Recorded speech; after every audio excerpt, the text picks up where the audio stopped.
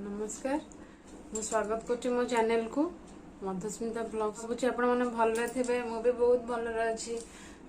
नुआ ब्लॉग गोटे start करिछि जेमती house wife माने जेमती तांको डेली लाइफ रे जहाँ भी करंती मु सेही जिंस ही आपण माने शेयर करिवि मो डेली रूटीन टा ही आपण आज तो मु फास्ट स्टार्ट करिछि मो चैनल को सब बड़े सपोर्ट करथिबे मत सेमती भल पाइबा दउथिबे जेमती मु आगु बढ़ी परिबी जेहेतु आज मु फास्ट आरंभ करछि मो ब्लॉग टाको आज गोटे मु छोट क्लिप टा नेबे मु कोन रोसी करछि कोन करछि आपण मन देखैबी चलो देखिए जणेबे भल लागिला कि नहीं जणेबे एबे छतु आसी गला मु छतु बाछुची एठी पानी धोची ताको छतुची पानी रे आज करिया छतु मसला करबा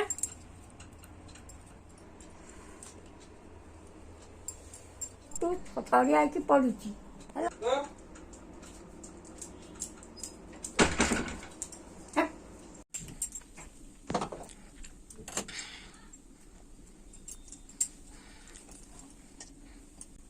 कौन चलची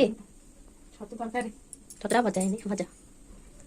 छतु भजा करी पानी टा कलटा तातीबनी एतिके तेल रही जबो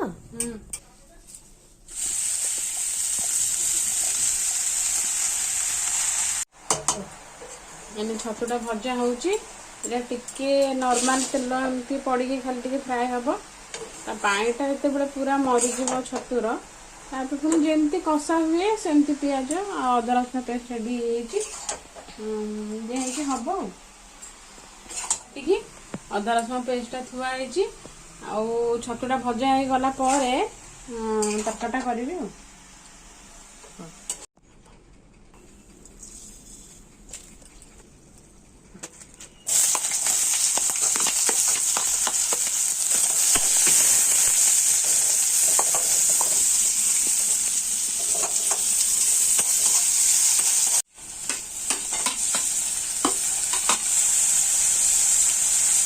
लंकागुंड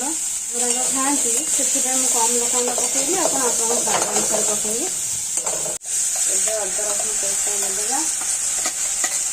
डालीटा बसैया मोर ए डेरी हो गला वीडियो चक्कर आज डेरी मो डालटा छुंक मारिकी बसई देवी प्रेसर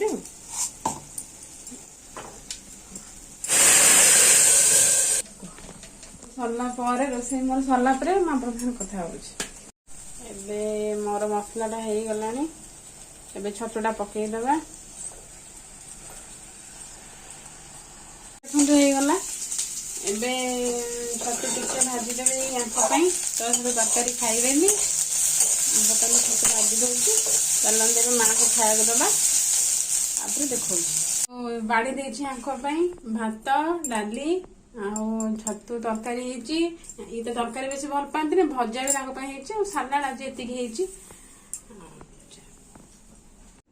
आपण मैंने देखिले केमती कले आपण देखिए भल लगे कि नहीं कमेंट करेंगे जदि भी भल लगी वीडियोटा को लाइक करेंगे मो चैनल को सब्सक्राइब करने को भूल पे रोचे जय जगन्नाथ।